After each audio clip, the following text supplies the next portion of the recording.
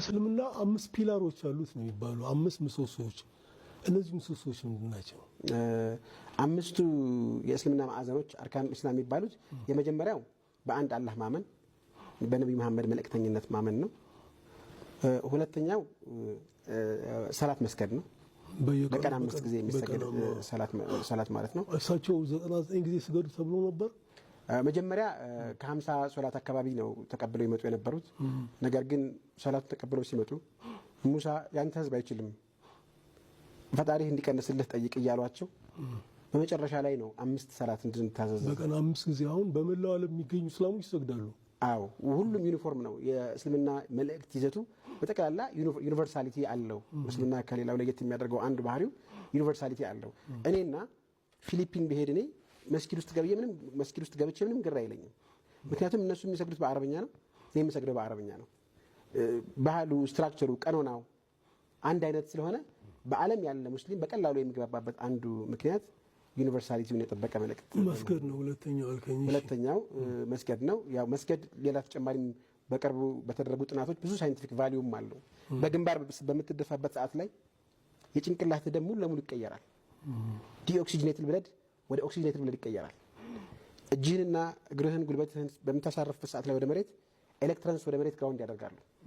አንዳንድ ጥናቶች እንደሚያሳዩት ሪሊፍ ሰው በግንባሩ ለአምላኩ በሚደፋበት ሰዓት ላይ ሪሊፍ የሚያደርገው እንዲቀለው የሚያደርግ ስሜት የሚፈጥር ነገር አለው ብለው ያምናሉ። ሶስተኛው የታው ሰላት ወሰም ረመዳን። ሶስተኛው ጋር ከመሄዳችን በፊት አንድ ሙስሊም ሲሰግድ እኔ ብዙ ጊዜ ተከታተያለኝ። የመጣውበት ከሌላ የእምነት ተከታዮች ቢሆንም ብዙ ሙስሊም ጓደኞች ያሉኝ በሚሰግዱ ጊዜ አያቸዋለኝ። ግንባራቸው አይጎዳም። አንዳንድ ጓደኞቻችን ግን አሁን ግንባራቸው ተጎድቷል። እዚህ ድረስ መድረስ አስፈላጊ ነው ወይ? ለምንስ የተፈጠረ? አሁን ያንተ ግንባር ፒውር ነው፣ ምንም የሆነው ነገር የለም። አሁን ከምትነግረኝ አኳያ ዝቅ ትላለህ፣ ደም ይመጣል። ቅድም ያልከኝ ሳይንቲፊክ ነገር ማምንበት ነው። ምክንያቱም እኔ ዮጋ ሰራለሁ። በጭንቅላቴ ስቆም ከግሬ ወደ አናቴ ደሜ ሲመጣ ብዙ ያየሁት ነገር አለ። ለማንኛውም ይሄ የምትለኝን ተቀብዬ ለምን ግንባር እስከ መጉዳት የሚያደርስ ነው ግን የእምነቱ ስርዓት ወይስ ምንድነው? አዎ ምክንያቱም እንግዲህ አንድ ሰው ሰላት በሚሰግድበት ሰዓት ላይ እግሩ ላይ የምትቀመጥበት ላይ ምልክት ያወጣል ይኖራል። እዚህ ላይ ይኖራል። በግንባራቸውም እንግዲህ አንዳንድ ሰው በሚሰግድበት ሰዓት ላይ ለወዱ በግንባሩ ላይ ይሆናል እንዲያርፍ ሲሆን ያ የሚፈጥረው ፍትጋ ምልክቱ እንዲወጣ ሊያደርግ ይችላል። ነገር ግን በመጠነኛ ወይም ደግሞ በጣም ብዙ ሰላት የሚያበዙ ክብደትን እጅ ላይ መቆጣጠር የምትችል ከሆነ አዎ እንደገና በጣም ብዙ በተደጋጋሚ ሱና ሶላቶችን የሌሊት ሶላቶችን የሚያዘወትሩ ሰዎች ላይ እንደዚህ አይነት ነገር ሊንጸባረቅ ይችላል። ነገር ግን ክብደትን የምትቆጣጠር ከሆነ ብዙ ግንባር ላይ እግርህም ላይ ላይከሰት የሚችልበት እድል አለ። አራተኛው ምንድነው? አሁን ሶስተኛው ዘካ ነው ዘለነው። ዘካ ማለት ምጽዋት መስጠት ነው። ምን ያህል ፐርሰንት ነው? በቁጥር የታዘዘ ነገር አለ? አዎ 2.5% ነው። በዛን ጊዜ 40 ፍየል ያለው አንድ ፍየል ይስጥ ነው። which means 80 ፍየል ያለው 2 ፍየል ይስጥ ነው። 100 ፍየል ያለው 2.5 ፍየል ይመጣል። which means 2.5% ያንተ ገንዘብ አይደለም ለድሆች የምታከፋፍለው ነው። ዓለም ላይ በአሁኑ ሰዓት ዓለማችን 90 ትሪሊየን ሀብት አላት ተብሎ ይታመናል። 90 ትሪሊየን ዓለም ላይ ያለ ዓለም ላይ ያለ እና በትክክል ዘካ ቢወጣለት ኖሮ በአንድ ዓመት ድህነት ከምድረገጽ ይጠፋ ነበር። አንድ ጊዜ የሰማሁት ዳታ ወርልድ ፉድ ፕሮግራም ያጠናው ከዓለም ድህነትን ለማጥፋት የሚያስፈልገው ገንዘብ $600 ቢሊዮን ነው። በአሁኑ ሰዓት ሙስሊሞች ብቻ የሚያወጡት ዘካ ከግማሽ ትሪሊየን ዶላር በላይ ነው። የሙስሊሞች ብቻ የሚያወጡት ዘካ በአግባቡ ቢሰበሰብ በአንድ ዓመት ድህነትን ሊያጠፋ ይችላል።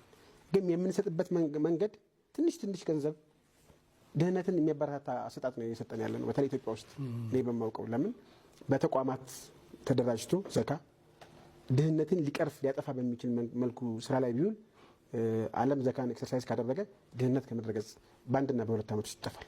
አሁን ያሉ ሙስሊሞች ይሄን ያደርጋሉ ብለህ ትገምታለህ? አንተስ በቁጥር ንገረኝ አለህም፣ ግን አንተም ከስራህ ላይ ይሄንን ምን ጊዜም ታደርጋለህ? አዎ እንግዲህ ሁለት አይነት መንገድ ነው የምናወጣው ብዙ ሙስሊሞች።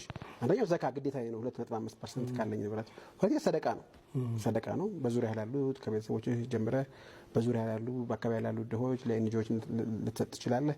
ሰደቃና ዘካ የህይወታችን አካል ነው። አንድ ሙስሊም መስጠት ከልጅነቱ እየተለማመደ ነው የሚያድገው። ነብዩ መሐመድም የመስጠትና የቸርነት ተምሳሌት ነበሩ። እንግዲህ ነብዩ መሐመድ ቸር ነበሩ በባህሪያቸው። ቸር ማህበረሰብ ውስጥም ነው የተወለዱት።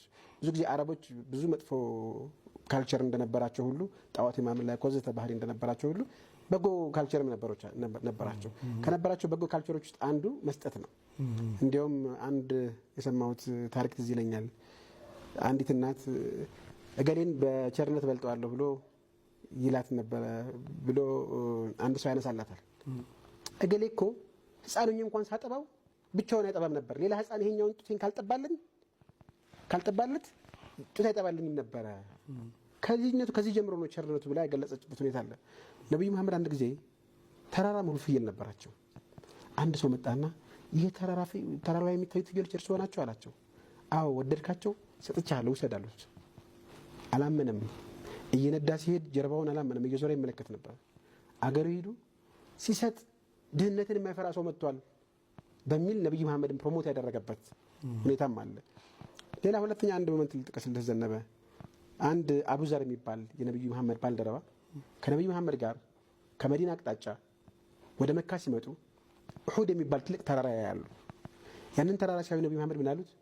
ያ አቡዘር ሆይ አሉት፣ ይህን የሚያክል ተራራ የሚያክል ወርቅ ቢኖረኝ ኖሮ ለእዳዬ ለምከፍለው ካላስቀረው በስተቀር ሰጥቼ ለሰው ሳልጨርስ 3 ቀን እንኳን ቤት አያድርም፣ 1 ዲናር ቤት አላስቀምጥም ነበረ ብለው የገለጹበት ሁኔታ ነው ያለው። እና የነብዩ መሐመድን ባህሪ ስትመለከት በጣም ቸር ነበሩ።